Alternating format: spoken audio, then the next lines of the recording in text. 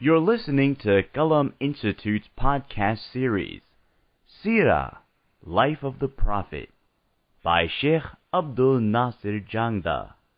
Visit us on the web at qalaminstitute.org or find us on Facebook at facebook.com/qalaminstitute.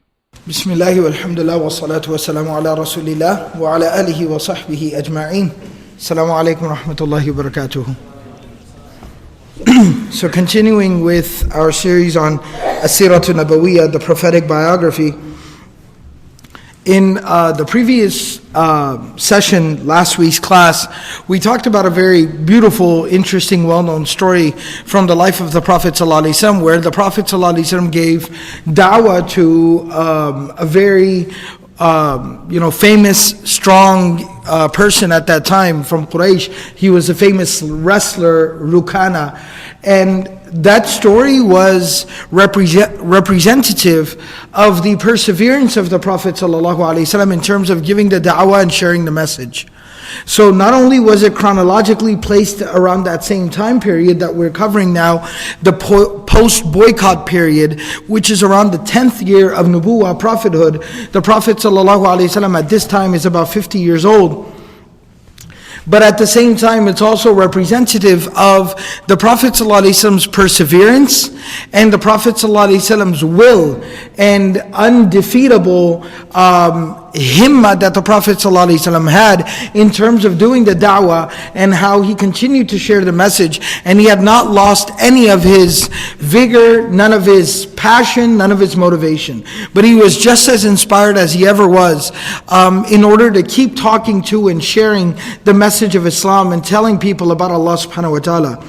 In this week's session, again, placed at that same time period, chronologically speaking, these next couple of incidents that we're going to talk about are based in that same time period, but what they are representative of is, while the Prophet ﷺ hadn't lost any of his motivation, and he was going just as strong as ever in terms of sharing the message and talking to people and communicating with people, we see that the response from a lot of the leadership of Quraysh, the majority of them who were opposed to the message of Islam and to the Prophet sallallahu alayhi wasallam, the strategy that they were also employing.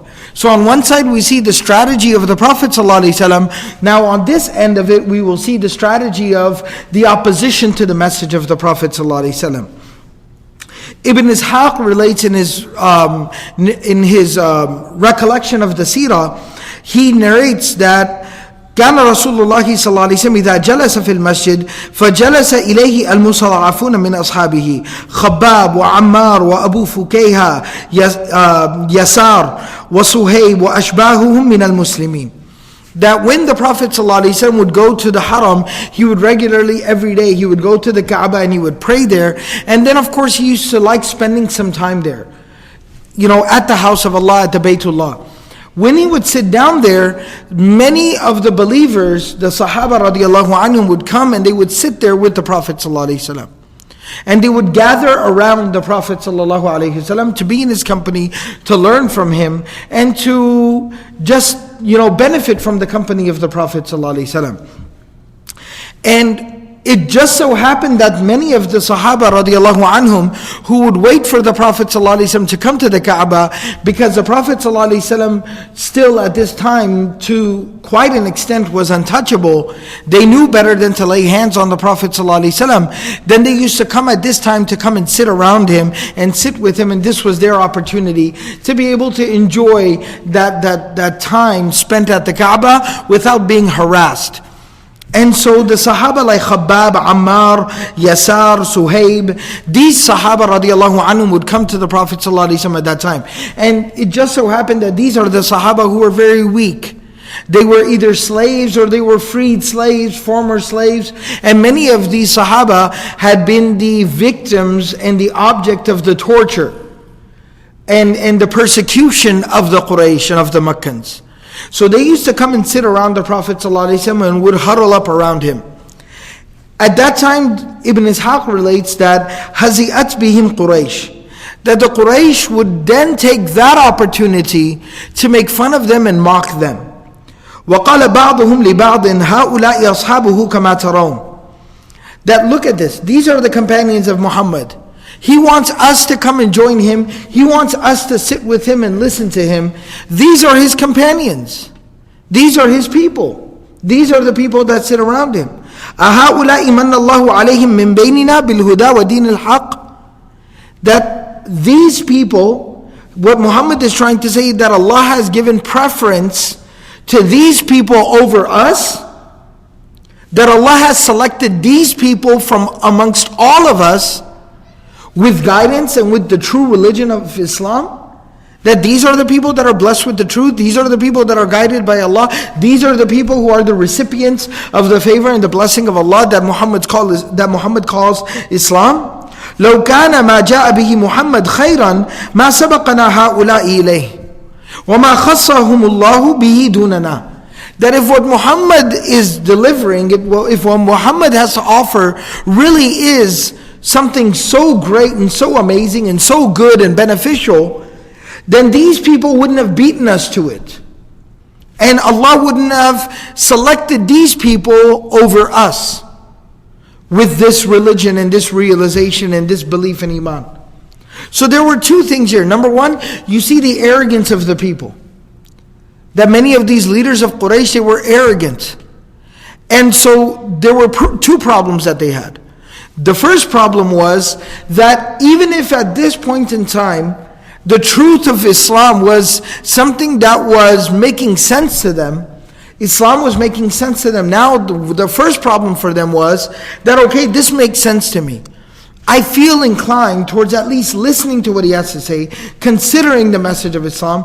But the problem is, if I go and accept Islam now, if I go and sit with Muhammad now, and somebody like Suhaib, or Ammar, or Khabbab, or somebody else of that stature, or that position within the society, he beat me to it. He beat me to it. That Khabbab would have seniority over me. That Ammar would have, rank over me. That I basically would publicly or personally to myself and then publicly to the rest of everyone else in Makkah, I'd be admitting that Khabbab figured this out before I could. That Bilal knew this before I did. That Suhaib is smarter than me. That I'd be publicly be admitting that. And I just can't do that. That was the ego that was getting in their way. Number two, the second problem was that just going and sitting with them in and of itself was part of the problem for them as well. That these people are slaves, or freed slaves, or immigrants, or poor people, or laborers, or workers, or whatever the case may be. I'm a leader. I'm the upper crust of Mecca. I'm an aristocrat. I can't go and sit with the riffraff. I can't sit with these types of people. It is beneath me to go and sit with such people. What is everybody else going to say? What is Abu Jahl going to say? What is Abu Lahab going to say? And then there was that fear of being outcast by everybody else in Mecca, by the rest of the leadership of Mecca. Then I won't get invited to that party, and I won't be welcome in that circle. And then he won't want to do business with me. So these were the two problems that these people had. Number one was just sitting with these people in general, because they thought them to be below them, beneath them, and therefore being in their company was unacceptable to them. And secondly, was that, okay, this message makes sense to me, this is the truth. Then they felt like they'd be in a position to have to admit, they'd be forced to admit that somebody like Suhaib, Bilal, Khabbab, Ammar, who again, unfortunately, they considered to be beneath them and below them, that those people were more intelligent than they were and figured this out before they could. And so that was preventing these people. So Allah subhanahu wa ta'ala sent down the ayat in the Quran. So of course, this chatter is going on. This is the tone of the dialogue amongst a lot of people in Mecca. So Allah subhanahu wa ta'ala, and the Prophet ﷺ, without a doubt, heard about this. The Muslims of that time heard about it. The same Bilal, Khabbab, Suhaib, Ammar were hearing about this. The Prophet ﷺ was hearing about this, so Allah subhanahu wa ta'ala sent down some ayat from the Quran. To bring, because you can imagine how hurtful it must have been for them to hear this, the Sahaba. That, number one, that they were looked down upon by these people in such a manner. They were reviled by these people. Number two, there was also maybe there could have been some level of guilt that, am I the reason why somebody wouldn't accept the message of Islam? Am I holding some people back? Maybe I shouldn't come sit with the Prophet ﷺ anymore. Maybe I just shouldn't show my face in public. Maybe I shouldn't be around the Prophet ﷺ. I'm a deterrent from accepting the message. So this was very hurtful, undermining their confidence as believers, as human beings. Secondly, the Prophet ﷺ hears about this, and of course the Prophet ﷺ was above and beyond such thoughts. إِنَّكَ لَعَلَى خُلُقٍ عَظِيمٍ. Allah attests to the level of the Prophet ﷺ's character. He would never think that about anyone, but nevertheless the Prophet ﷺ is hearing people talking like this in this manner. So Allah subhanahu wa ta'ala sent down the ayat of the Quran. وَلَا تَطْرُدِ الَّذِينَ يَدْعُونَ رَبَّهُمْ بِالْغَدَاةِ وَالْعَشِيِّ يُرِيدُونَ وَجْهَهُ ولا تعد عيناك عنهم تريد زينة الحياة الدنيا ولا تطيع من أغفلنا قلبه عن ذكرنا واتبع هواه وكان أمره فرطا. In another place, Allah subhanahu wa ta'ala told the Prophet sallallahu alayhi wa sallam, وَلَا تَطْرُدِ الَّذِينَ يَدْعُونَ رَبَّهُمْ بِالْغَدَاةِ وَالْعَشِيِّ يُرِيدُونَ وَجْهَهُ مَا عَلَيْكَ مِنْ حِسَابِهِمْ مِنْ شَيْءٍ وَمَا مِنْ حِسَابِكَ عَلَيْهِمْ مِنْ شَيْءٍ فَتَطْرُدَهُمْ فَتَكُونَ مِنَ الظَّالِمِينَ. وكذلك فتنا بعضهم ببعض ليقولوا أهؤلاء من الله عليهم من بيننا أليس الله بأعلم بالشاكرين وإذا جاءك الذين يؤمنون بآياتنا فقل سلام عليكم كتب ربكم على نفسه الرحمة أنه من عمل منكم سوءا بجهالة ثم تاب من بعده وأصلح فإنه غفور رحيم. That Allah subhanahu wa ta'ala told the Prophet sallallahu alayhi wa sallam, this from Surah Al-An'am, that وَلَا تَطْرُدِ الَّذِينَ يَدْعُونَ رَبَّهُمْ بِالْغَدَاةِ وَالْعَشِيِّ يُرِيدُونَ وَجْهَهُ. That do not ever cast aside, do not ever leave out, do not ever outcast, don't ever overlook, don't you dare ever leave aside, overlook those people يَدْعُونَ رَبَّهُمْ بِالْغَدَاةِ وَالْعَشِيِّ, who call out to their Lord and their Master in the morning and in the evening. They pray to Allah morning and evening. يُرِيدُونَ وَجْهَهُ.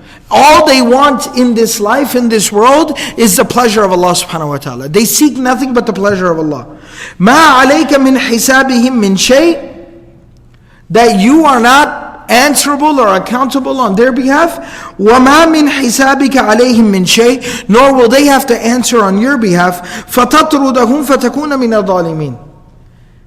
And that you would meaning Allah will take care of them. Allah subhanahu wa ta'ala looks after you. Allah subhanahu wa ta'ala takes care of you. Allah protects you. And you are accountable and answerable before Allah. Similarly, Allah takes care of them, looks after them, and they'll have to answer to Allah.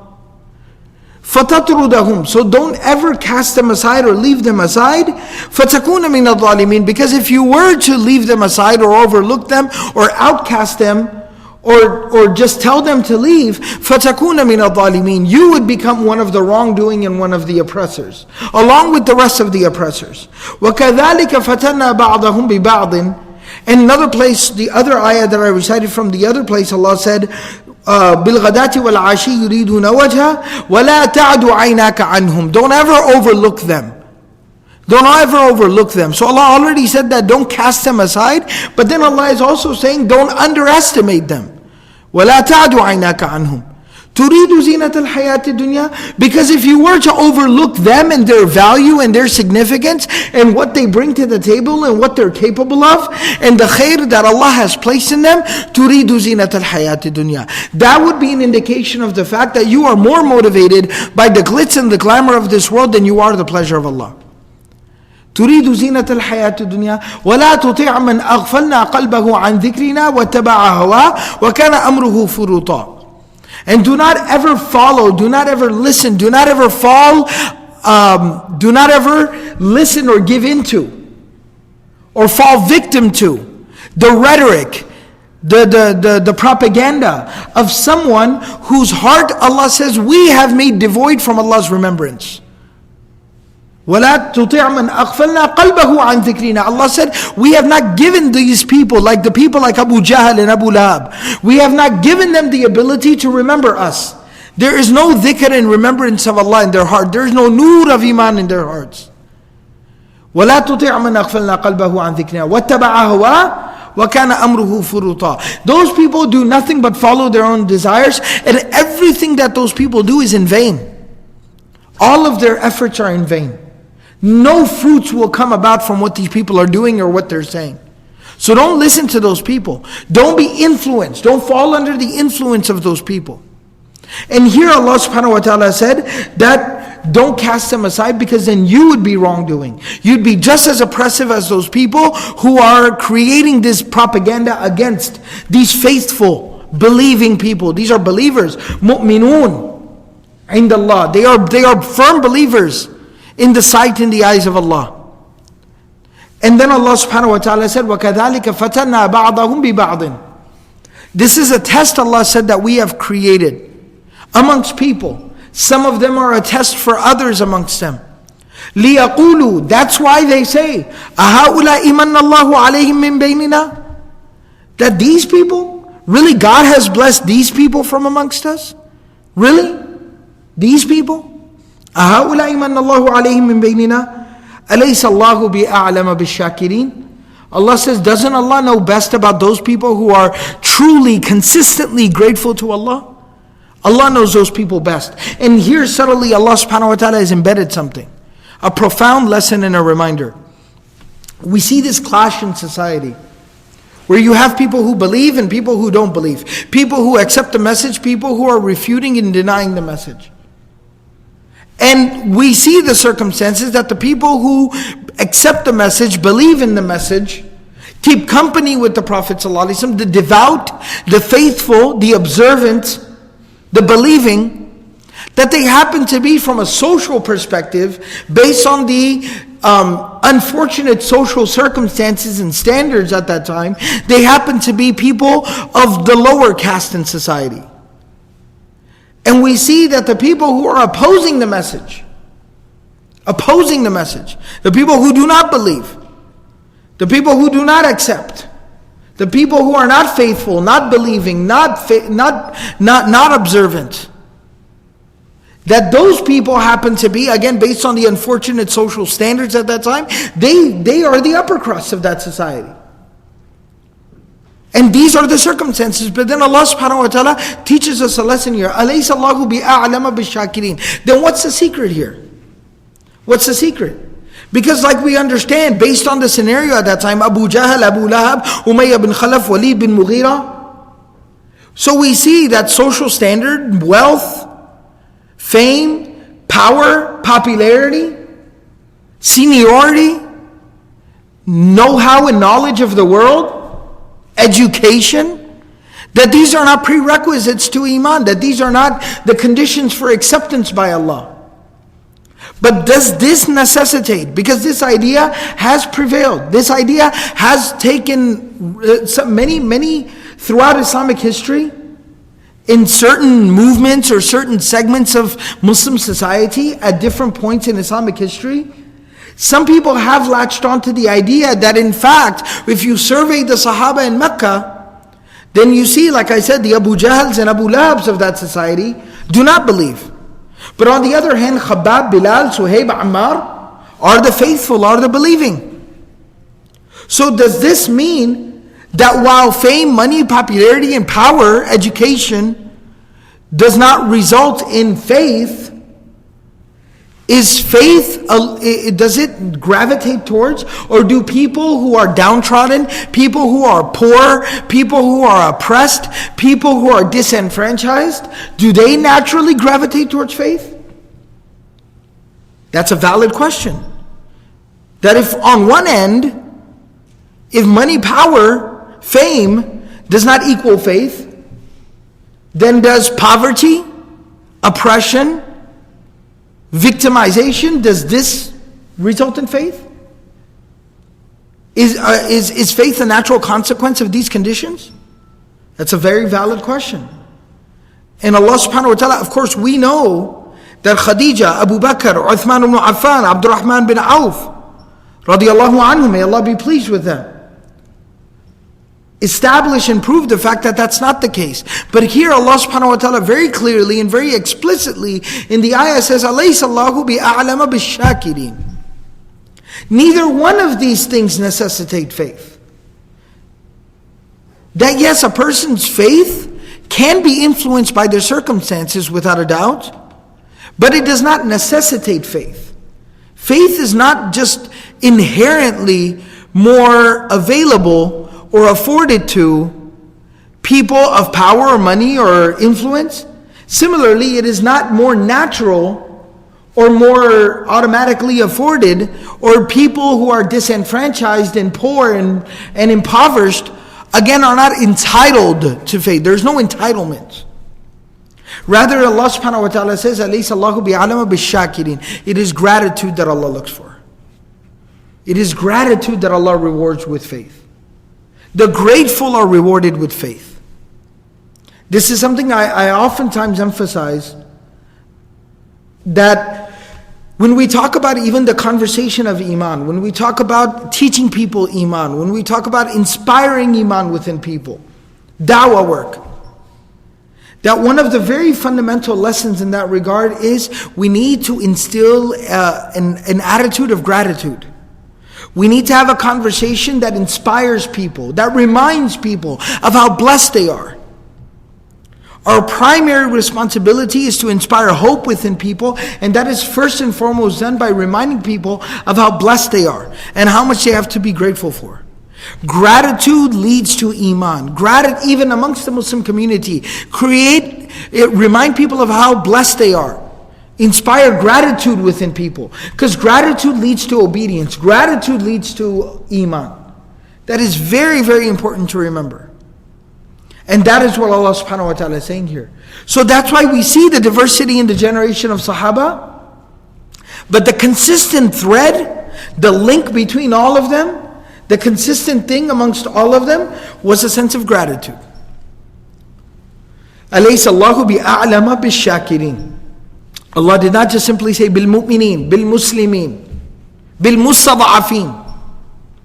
He didn't say the believers, He didn't say the Muslims, those who submit. He didn't say the weak, the downtrodden, the oppressed, the disenfranchised. He said bishakirin. Allah knows best those people who are grateful.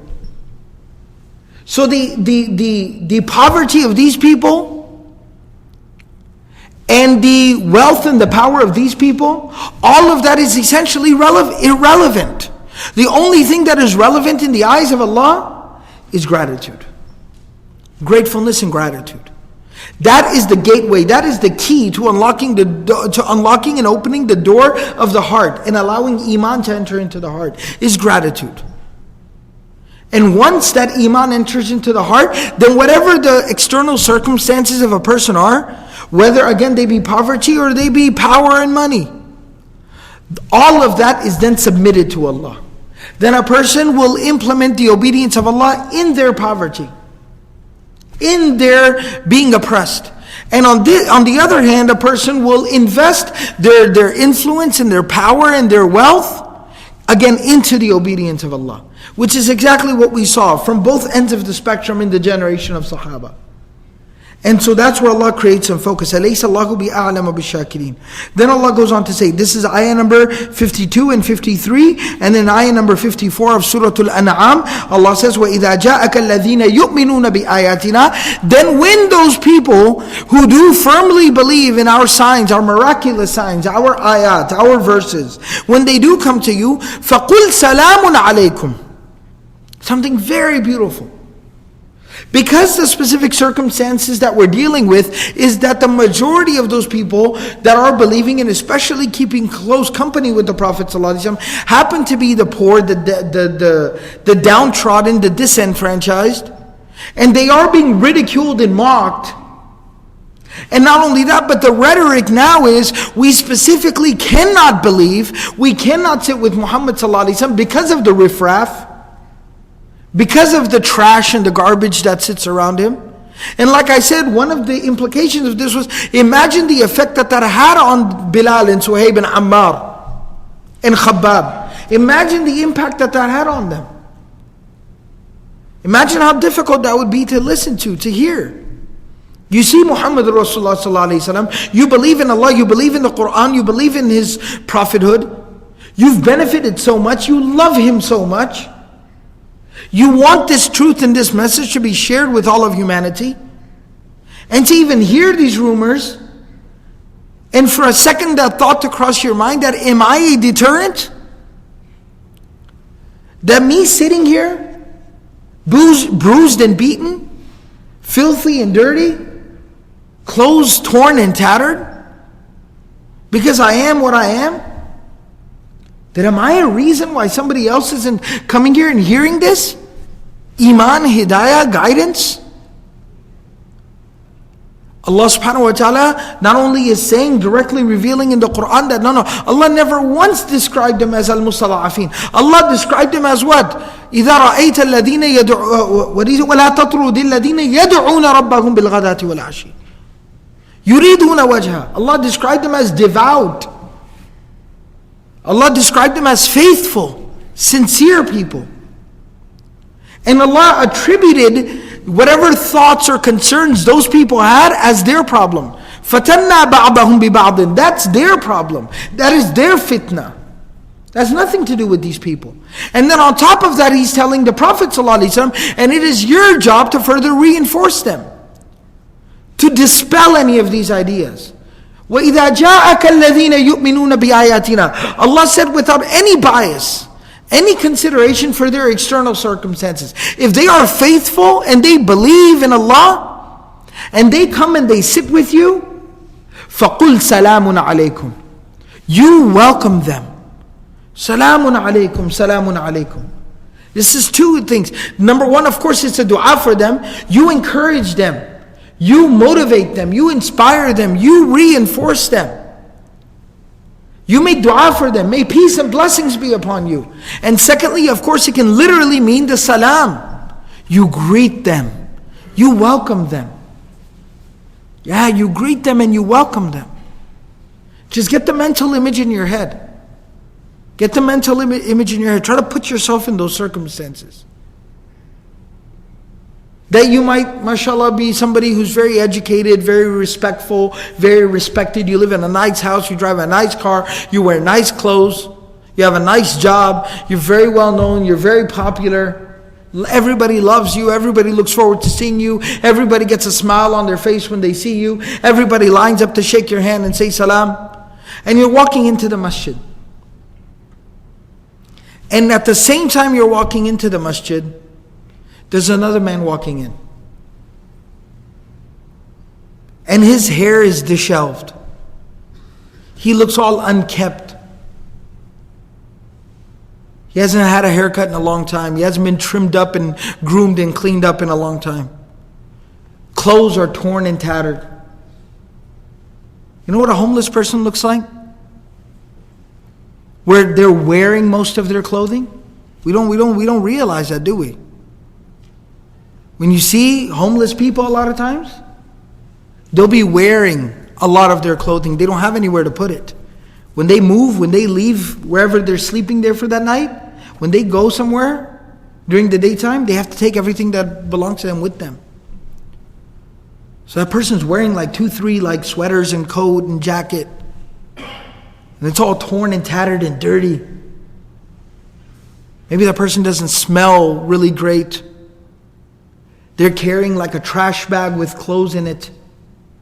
And they're walking into the masjid with you at the same time. What's the thought that goes through our head when we see that person walking in?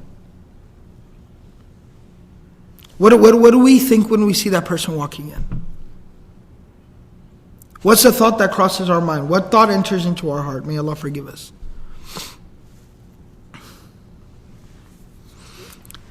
That was the Khabbab, that was the Suhaib, that was Ammar. And when we walk into the masjid, that person walks in with us and we're a little apprehensive, kind of nervous. What's this person coming here to do? Why is this person here? It becomes the job of the leadership of the community at that time. It's the job of the leadership of the community at that time. So when you walk in and the imam of the masjid, the president of the masjid, the board member of the masjid, the administrator of the masjid, the shaykh in the masjid, when he walks, he's standing there in the lobby saying salam to everybody, all the regulars. And he sees that person walks in and he goes, Assalamu alaikum, how's it going, brother? And he goes and he hugs him and he shakes his hand. How's it going? Everything's good? Everything's all right? Great to see you here again. It provides a little perspective, doesn't it? May Allah forgive us because of our own shortcomings, our own lack of iman, our own biases and prejudices. We might have been having a couple of thoughts about that person. But when the imam or the leader of the community steps up and hugs that person, welcomes that person, brother, how's it going? Maybe even knows their name. Brother Ahmed, good to see you again. Jazakallah khair. Good to see you, mashallah. Keep coming back. We miss you around here. Puts you right back in your place. You realize that's responsibility of leadership. Leadership isn't just wearing this mic. It's not just getting to, stand on stage or take credit or have your name on a piece of paper. But that's leadership. And Allah subhanahu wa ta'ala is telling the Prophet sallallahu alaihi wasallam, it is your job. It is your job to establish the equilibrium in community and society. فَقُلْ سَلَامٌ. Allah is commanding the Prophet, Salamun alaykum. You welcome them. You get up and you shake their hand and you hug them. Khabbab, how's it going? Missed you last night. Where you been? So hey, come on, Assalamu alaikum. Hey, I'm looking for you. Sit over here, I saved you a seat.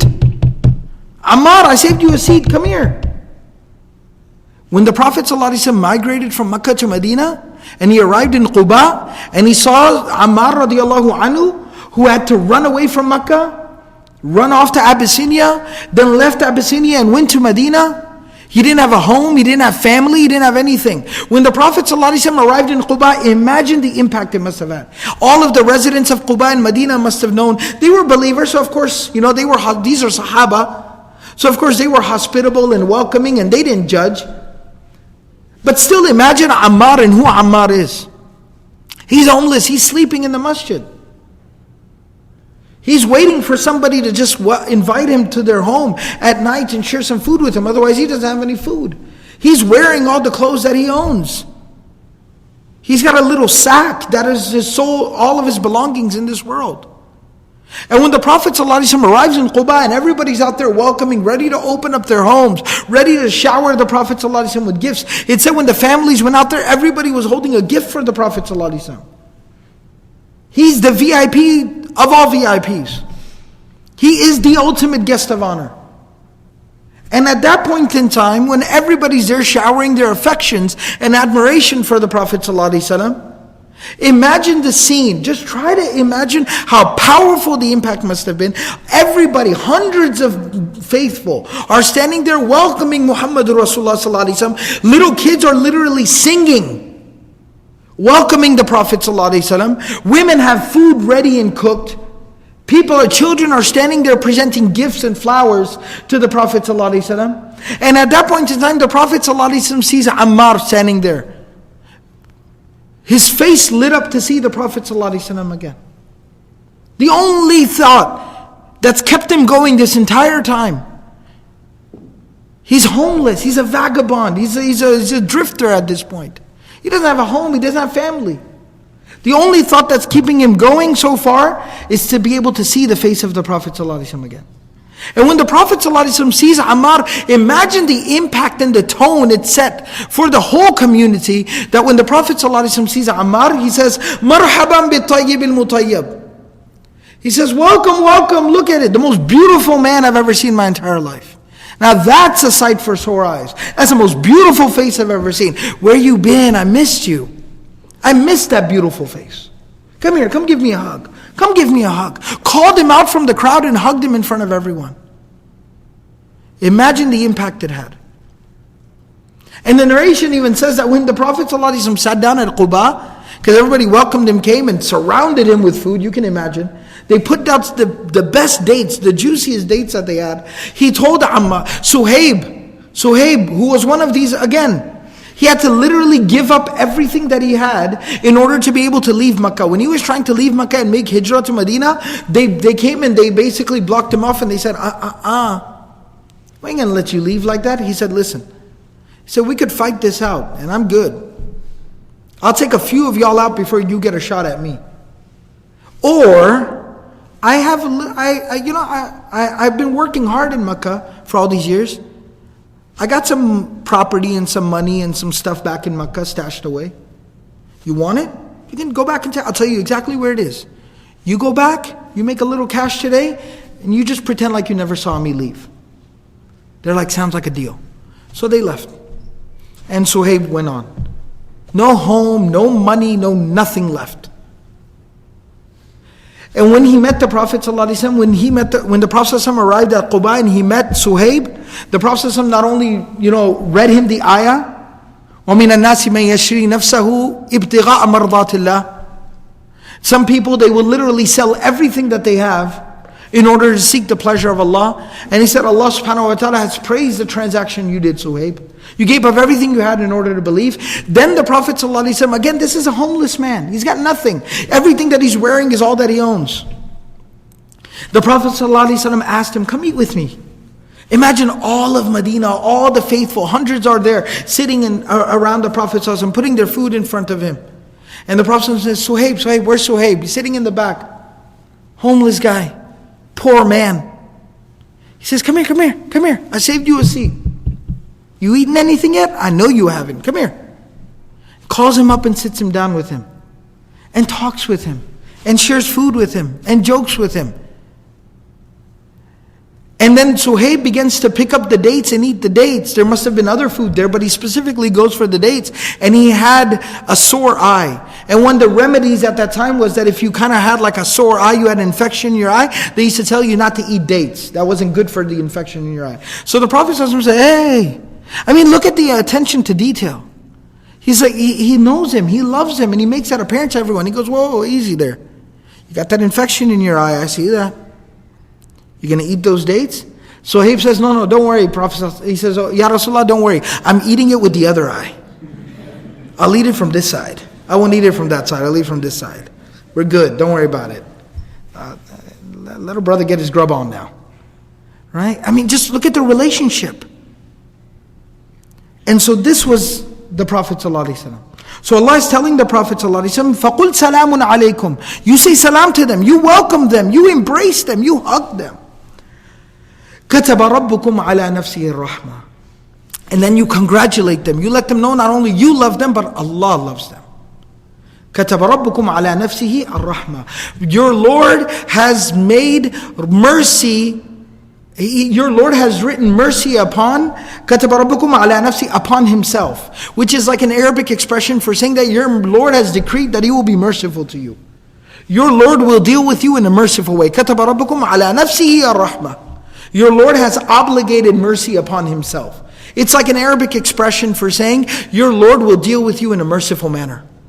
Your Lord's policy is mercy. Allah's policy with you is mercy. أَنَّهُ مَنْ عَمِلَ مِنْكُمْ سُوءًا بِجَهَالَةٍ. And don't worry, if you ever do mess up, your Lord has also, his policy is what? That if any one of you ends up doing something bad, بِجَهَالَةٍ, out of ignorance, like unknowingly, without knowing, one of you maybe messed up or did something wrong, ثُمَّ تَابَ مِنْ بَعْدِهِ, but then he repents back to Allah, turns back to Allah, وَأَصْلَحَ, and corrects his course of action, فَأَنَّهُ غَفُورٌ رَحِيمٌ. Then he most definitely, without a doubt, is extremely forgiving and extremely merciful. Constantly forgiving and constantly merciful. This was the guidance of Allah subhanahu wa ta'ala to the Prophet ﷺ on how to establish the community. So I told you that the strategy of the Prophet ﷺ was to give da'wah and to have no quit in him.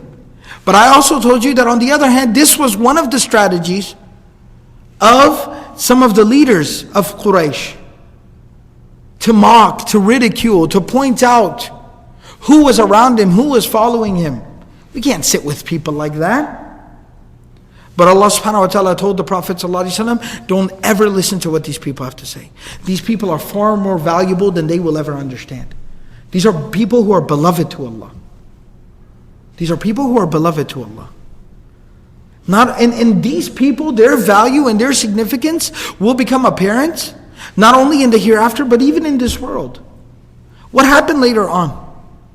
When the community was established in Medina and somebody needed to call out the adhan and stand at a higher level and call everyone to salah, somebody was granted that honor of calling the adhan. Who was it? It was Bilal, that same freed slave. They said, I can't go and sit with him. It was Bilal now giving the adhan, calling them to salah. It was Abdullah bin Maktoum, the blind man, the poor blind man, who nobody wanted to sit around with. It was them. It was them. Ammar radiallahu anhu was one of the most knowledgeable of the Sahaba. He was a great teacher of the Sahaba and the Tabi'un. It was those same people. So we see that what Allah subhanahu wa ta'ala told the Prophet ﷺ on how to handle this situation. And we specifically see Allah subhanahu wa ta'ala guiding and teaching the Prophet ﷺ leadership qualities and how to build a community. May Allah subhanahu wa ta'ala give us all the tawfiq and the ability to practice everything that's been said and heard. May Allah subhanahu wa ta'ala give us the ability to only seek the pleasure of Allah and to never ever judge anyone by their exterior or by what we see or their conditions or their situations. But understand, we never know who is truly beloved to Allah subhanahu wa ta'ala. Value every person, respect every person, and we only strive to please Allah subhanahu wa ta'ala and be more like Muhammad Rasulullah sallallahu alayhi wa sallam. Subhanallahi wa bihamdihi, subhanakallah wa bihamdik, nashhadu wa la ilaha illa anta, nastaghfiruka wa natubu ilayk.